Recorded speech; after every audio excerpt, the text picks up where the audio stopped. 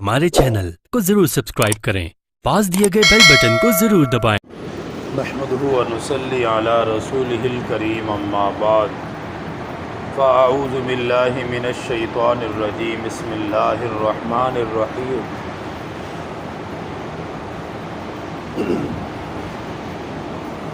क़ाल rabbi शरह ली सदरी व यस्सिर ली अमरी वहलुल उक़दतम मिन लिसानी यफ़क़हू क़ौली वजअल ली वज़ीरम मिन अहली हारून अखी उश्दुद बिही अज़री व अशरिकहु फ़ी अमरी कई नुसब्बिहक कसीरा व नज़कुरक कसीरा इन्नक कुन्त बिना बसीरा। सदक़ल्लाहुल अज़ीम। हज़रत मूसा अलैहिस्सलातु वस्सलाम को अल्लाह सुब्हानहू व तआला ने तुवा के मुक़द्दस मैदान में मौजज़ात अता फ़रमाए और मौजज़ात अता करने के बाद फ़रमाया कि अब आप फ़िरऔन और आले फ़िरऔन की तरफ जाएं, उन्हें समझाएं वो सरकश हो चुके हैं, वो तकब्बुर करते हैं, लोगों पर जुल्म करते हैं।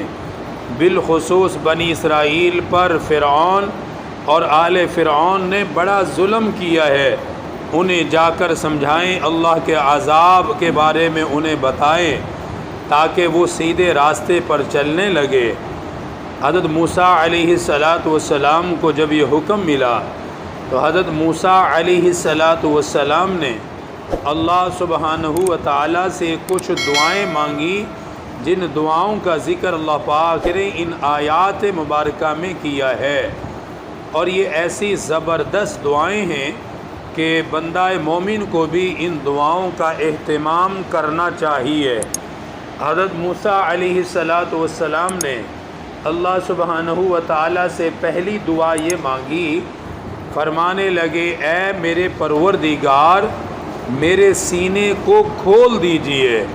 सीने का खुल जाना ये बहुत बड़ी अल्लाह पाक की नेमतों में से एक नेमत होती है।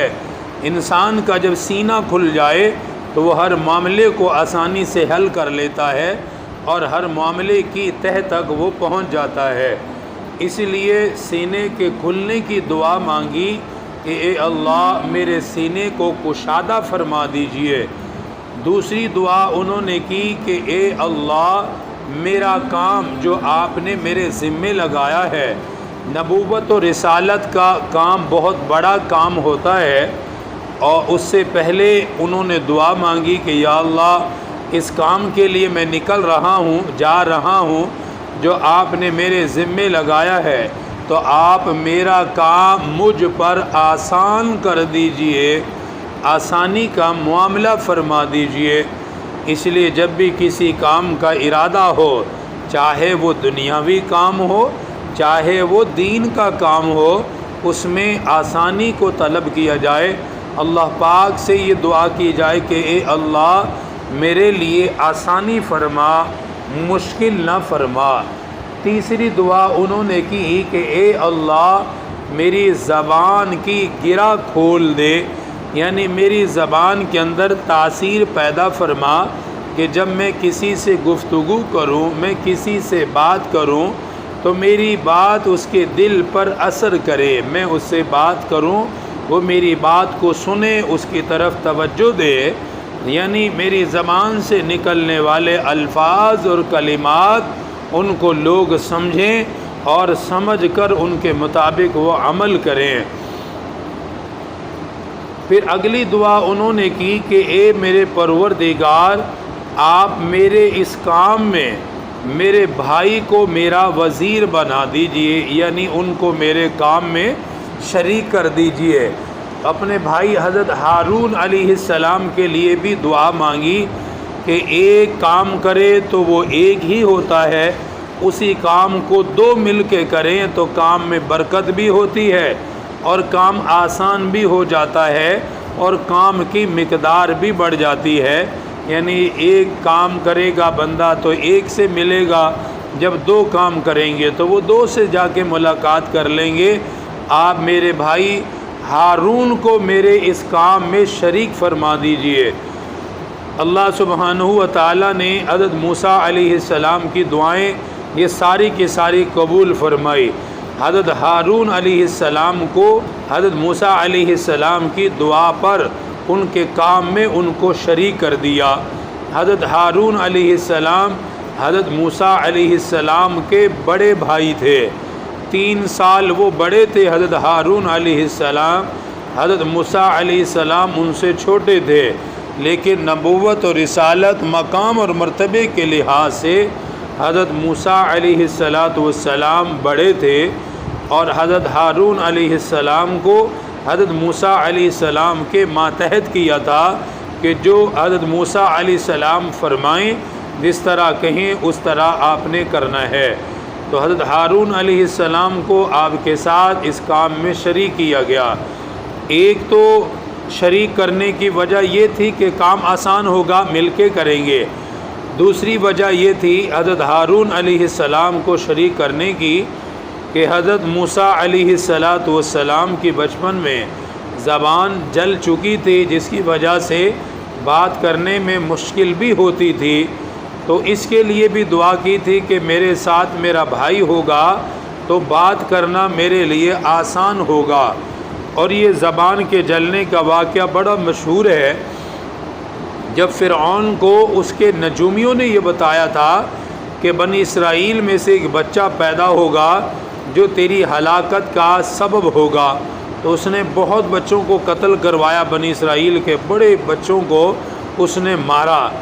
حضرت موسیٰ علیہ السلام کو اللہ پاک نے اسی جگہ پیدا کیا، ان کی والدہ نے ان کو پانی میں ڈال دیا، پھر حضرت موسیٰ علیہ السلام چلتے رہے، فرعون کی بیوی تک وہ پہنچے۔ بڑا مشہور واقعہ ہے۔ بہرحال فرعون کے گھر تک آئے، فرعون کی بیوی رکھنے پہ راضی ہوئی، تو اپنی بیوی کی وجہ سے فرعون بھی مان گیا، لیکن حضرت موسیٰ علیہ السلام شروع سے بڑے ہوشیار تھے، اور جو بھی اللہ کا نبی ہوتا ہے اللہ پاک اس کی ابتدا سے ہی اس کو بڑی صلاحیتیں عطا فرماتے ہیں اور بڑا سمجھدار ہوتا ہے۔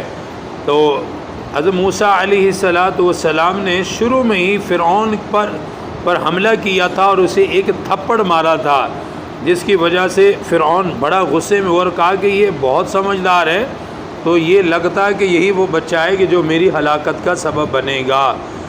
تب فرعون کی بیوی حضرت آسیہ نے کہا تھا کہ نہ ایسا نہیں ہے، یہ بچہ ہے معصوم، اس کو کچھ نہ کرو، اس کو نہ مارو۔